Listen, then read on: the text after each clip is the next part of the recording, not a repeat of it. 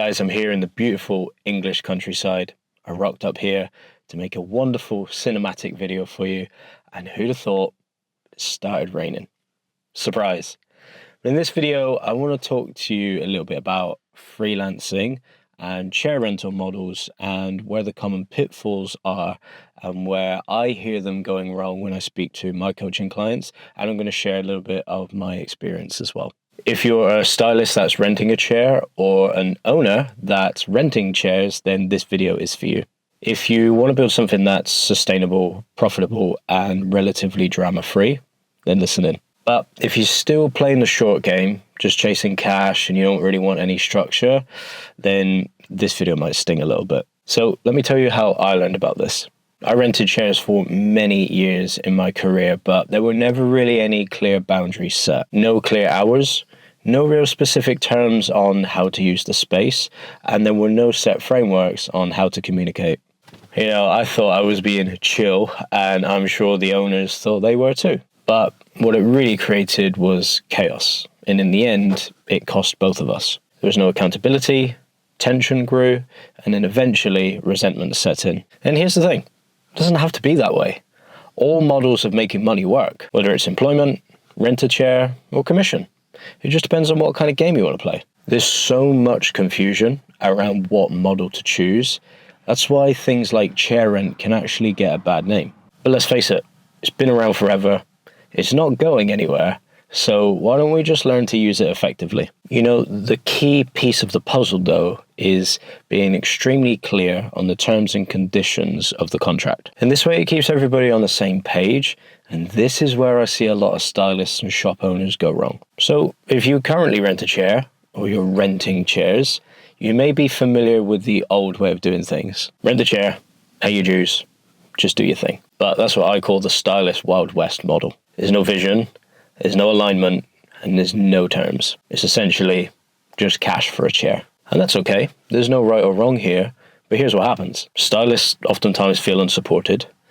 Owners feel taken advantage of, and that ultimately leaves everybody walking on eggshells. And trust me, I've been there. But there is a different way to do things, and that requires us to set clear terms up front.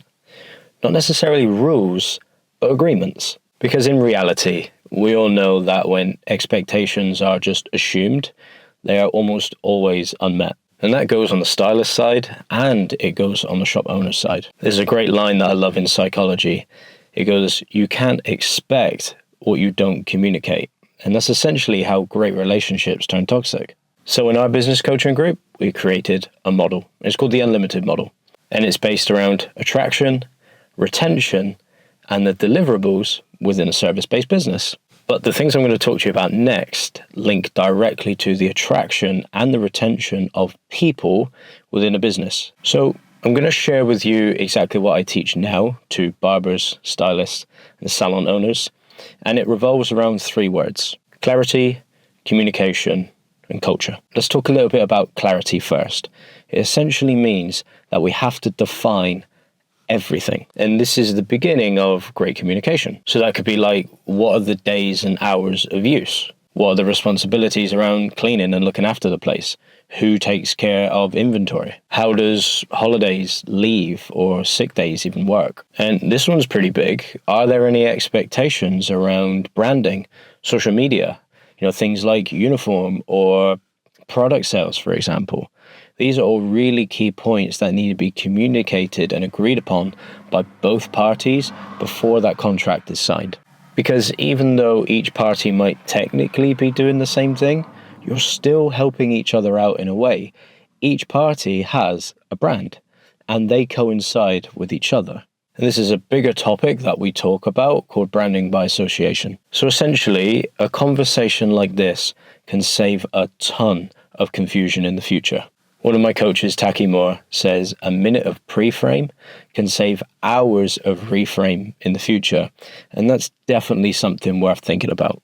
So everything that you agree upon, put it in writing, never assume, and remember that if it's unclear, it could cause chaos in the business. So now we've spoken about clarity, let's talk a little bit about communication.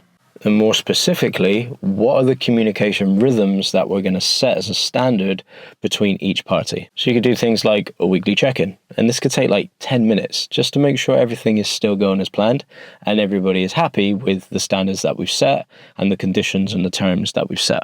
And then there's things like culture chats and culture check-ins. Is there anything being noticed? Is there anything that can be improved? Is there anything that we maybe need to stop doing? This all makes a huge difference on the happiness, the joy, the output and the impact of all parties that are involved within a business. And remember that culture is actually something that we create, so there's no right or wrong here. It's just important that if there is going to be a culture, that it's an agreed upon culture and one that fits everybody in the room. Because there's a line in science that says, nature doesn't care about culture. And that's really true, and that proves that it's something that humans have created. So if that's the case, and we're going to go against the grain of nature, then it's really important that it is agreed upon and it does suit everybody within the business. And this next point is a really important part when it comes to communication, and it would save a lot of people a lot of stress in their life. It's actually having a conflict resolution process. So essentially, if there's a problem, how do we handle it? Do you have an agreed upon way that you handle conflict, if there is any? And this next point, this is what birthed the whole idea for this video. I actually spoke to one of my coaching clients about this, and it was actually about renegotiating the terms and conditions of a chair rental contract. So my advice is to make sure that you put in a renegotiation date, whether that's 3 months, 6 months, 12 months, whatever that time frame is. It's so important that that is written down in paper, because that is your entry point into renegotiating what actually happens within the business between two parties. Because let's face it, a lot can change in 12 months in a business. The landscape of industries changes, and it's changing faster than ever with the rise of technology and AI. So it is extremely important that you include a renegotiation date within that original agreed upon contract. And that's really what keeps a working relationship like that healthy. So remember that most relationships, whether they're romantic, whether they're friendships, whether they're work relationships, most of them die because of silence, not because of how loud somebody is. So make sure that you do actually speak before things start to get toxic. And lastly, let's talk about that word culture. The whole idea here is to share values, not just to share space. I think it's important that everybody understands, what's the vibe of the shop? Is that an agreed upon standard? What do we stand for? What do we not? What's okay in this business? What's not? And vice versa. A stylist might see something that they think is not okay, and that could be a great upgrade for the business in the future. And really deciding on things like, do we operate like lone wolves? Or do we operate like a tribe? Are we just purely doing things on our own, or do we build things together? Regardless of the conditions that we've put in place for everybody to make money. Because you're not just renting space, you're building an energy, and it's so important to make that intentional. And I honestly think that this is one of the negative conditions of the modern world, is we're so obsessed with separation. We're so obsessed with individualism. And if you take a look around, nothing in this world can operate on its own. And nothing does operate on its own. I'm going to get all nerdy on you now, but it's actually the second law of thermodynamics. Anything in isolation increases its entropy. Entropy is just another word for chaos. And that can't be a good thing. And unfortunately, I do think we are seeing a bit of that today. And that's why models like chair rental can get a bad name. But it doesn't have to be that way. So the truth is, chair rental is a business relationship.